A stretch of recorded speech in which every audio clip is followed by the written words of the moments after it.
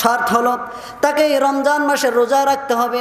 শুধু রমজান মাসের রোজা রাখলে চলবে না, তাকে 12টি মাস নফল রোজা রাখতে হবে। এরকম কঠিন কঠিন শর্ত যখন দিলেন, আমার নবীজি ডাক দিয়ে বললেন, ও মহিলা, তুমি যে কঠিন কঠিন শর্ত দিলে, এরকম সাহাবী আমি কোথায় পাবো? নবীজি মনে মনে চিন্তা করলেন, দিনের বেলা নামাজ, রাতের বেলা নামাজ, দিনের বেলা রোজা, স্ত্রীর হক আদায় হবে কখন? বিশ্বনবীজি নিজেই টেনশনে পড়ে গেলেন, কয় কি এই মহিলা দিনের বেলা রাতের বেলা নামাজ পড়বে, 5 ওয়াক্ত নামাজ তো পড়বে, পাশাপাশি সারা রাত বলে নফল ইবাদত করা লাগবে। এরকম মা বোন মনে হয় আমাদের ঘরে ঘরে নাকি?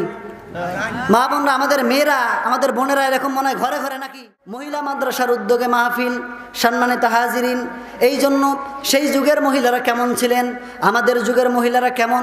সম্মানিত হাজিরিন, আজকে আমাদের মা বোনদের চরিত্র নষ্ট হয়ে গেছে। মা বোনদের চরিত্র নষ্ট হয়ে গেছে। তারা যায় হাটে বাজারে যায়, মার্কেট করার জন্য যায়। ঈদের সময় পুরুষের ভিড় বেশি না মা বোনদের ভিড় বেশি? জোরে বলতে হবে, পুরুষের না মা বোনদের? সন্তান একটা থাকে, সন্তান স্বামীর কোলে দিয়ে বলে যে এটা রাখো, তুমি কিছু খাওয়াও, আমি মার্কেট করে আসি। এরকম মহিলা আছে না নাই? সম্মানিত হাজিরিন, আলেমদেরকে মহিলা পছন্দ করে না। বাবা বলে যে মা, আমি তোর জন্য একটি ছেলে পছন্দ করেছি, খুব ভদ্র, শিক্ষিত, মার্জিত। মা, ছেলেটার মুখে একটু দাঁড়িয়ে আছে। ওই বাবা, তোমার রুচি নষ্ট হয়ে গেছে। আছে না নাই? কিন্তু সেই যুগের মেয়েরা কি সোনালী যুগের মেয়ে ছিল। একজন মহিলা আমার নবীজির সামনে এসে কান্নাকাটি শুরু করে দিলেন। আমার নবীজি ডাক দিয়ে বলেন, মহিলারে কান্দো কেন? সেই মহিলা ডাক দিয়ে বলেন, ইয়া রাসূলুল্লাহি, আমার তো বিয়ে হচ্ছে না, আমার তো বিয়ে হয় না।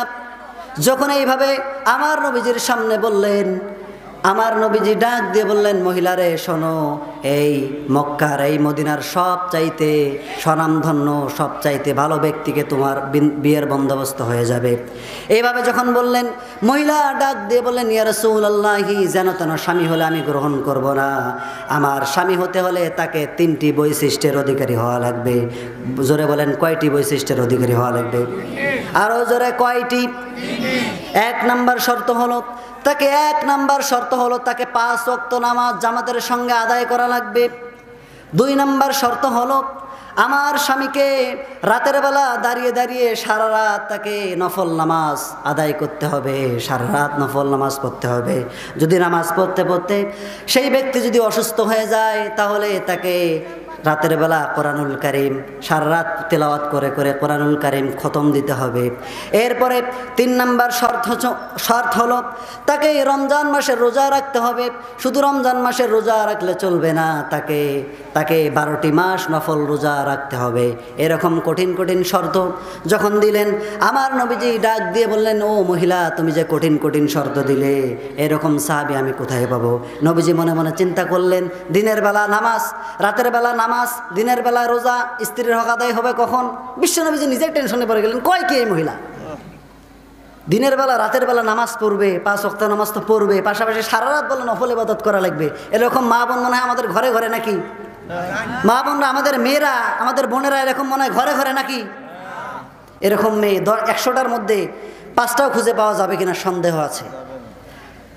ওই সময় একজন সাহাবী হঠাৎ করে দাঁড়িয়ে বলেন, ইয়া রাসূলুল্লাহি, ওই মহিলা যে 3টি শর্ত দিয়েছে, সব শর্ত পূরণ করে আমি ওই মহিলাকে বিয়ের প্রস্তাব দিয়ে দিলাম। আরো জোরে সুবহানাল্লাহ। সম্মানিত হাজিরিন, এরপরে আমার নবীজি ওই মহিলাকে এবং ওই পুরুষকে সাহাবীর মাধ্যমে বিয়ের বন্দোবস্ত করে দিলেন।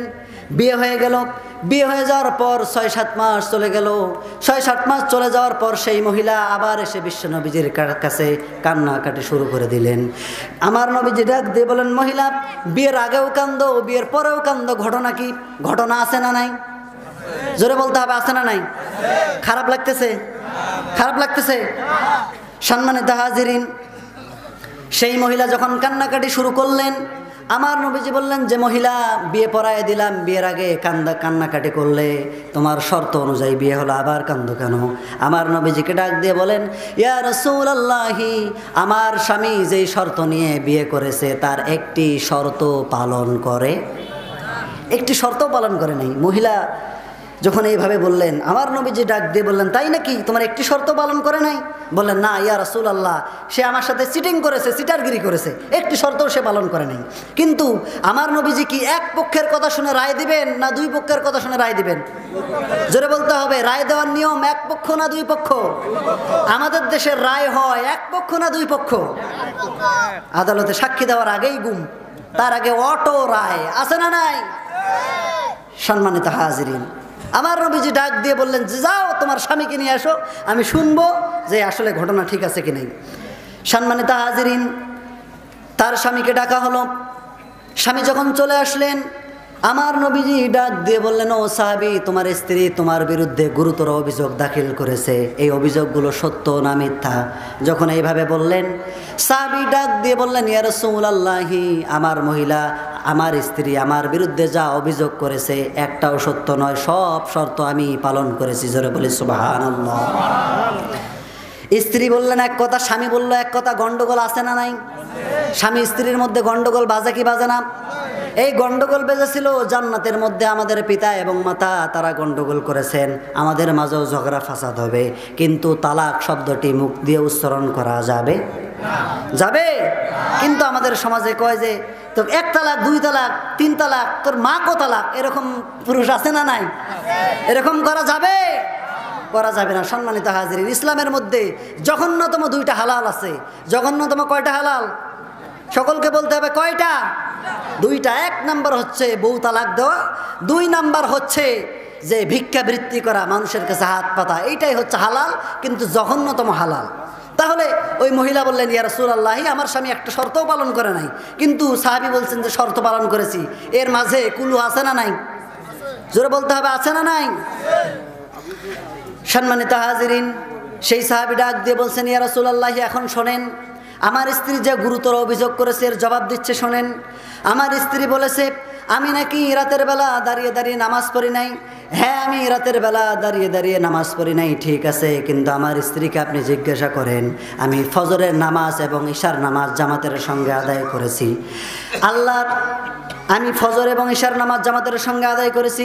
আপনার বর্ণিত হাদিস, যদি কোনো ব্যক্তি ফজর এবং ঈশার জামাতের সঙ্গে যদি নামাজ আদায় করে, তাহলে সারা রাত দাঁড়িয়ে দাঁড়িয়ে ইবাদত করলে যে সওয়াব হয়, ওই সওয়াব আল্লাহ তাআলা তার আমলনামায় লিখে দিবেন। ইয়া রাসূলুল্লাহ, আমাকে রাতের বেলা দাঁড়িয়ে দাঁড়িয়ে নামাজ পড়ার কি দরকার? দাঁড়িয়ে দাঁড়িয়ে নামাজ পড়ার আমার কি দরকার? আমি কিছু অল্পর মধ্যে পেয়ে যাচ্ছি, আমার দাঁড়িয়ে দাঁড়িয়ে তো নামাজ পড়ার দরকার নাই। মহিলা মুসকে মুসকে আসতেছেন যে তুমি চালাকি করো আমার সঙ্গে। এরপরে বললেন, ইয়া রাসূলুল্লাহ, দুই নাম্বার আমার বিরুদ্ধে অভিযোগ এসেছে। দুই নাম্বার অভিযোগ হলো আমি নাকি কোরআনুল কারীম খতম দেই নাই। হ্যাঁ ইয়া রাসূলুল্লাহ, আমি কোরআনুল কারীম রাতের বেলা পাইকারি দরে খতম দেই নাই, ঠিক আছে, কিন্তু আপনি আমার স্ত্রীকে জিজ্ঞাসা করুন, প্রতিদিন রাতের বেলা সূরা ইখলাস আমি নিজেও পড়েছি এবং আমার স্ত্রীকেও শুনিয়ে দিয়েছি। আপনার বর্ণিত হাদিস, যদি কোনো ব্যক্তি সূরা ইখলাস 3 বার তেলাওয়াত করে, গোটা কোরআনুল কারীম খতম করলে যে সওয়াব হয়, আল্লাহ তাআলা সেই ব্যক্তির আমলনামায় পুরা কোরআন শরীফের সওয়াব দিয়ে দিবে। ইয়া রাসূলুল্লাহ, আমার সারা রাত কোরআন শরীফ খতম দেওয়ার কি দরকার? দরকার নাই। সম্মানিত হাজিরিন, 3 নম্বর প্রশ্ন ছিল, ইয়া রাসূলুল্লাহ, আমার বিরুদ্ধে গুরুতর 3 নম্বর অভিযোগ ছিল আমি নাকি রোজা রাখি নাই। হ্যাঁ ইয়া রাসূলুল্লাহ, আমি নফল রোজা রাখি নাই, ঠিক আছে, কিন্তু আপনি আমার স্ত্রীকে জিজ্ঞাসা করুন, আমার স্ত্রীকে আপনি জিজ্ঞাসা করুন, আমি ফরজ রোজা কিন্তু একটিও বাদ দেই নাই। আমি ফরজ রোজা পুরাপুরি পালন করেছি, 1 মাস রোজা রেখেছি।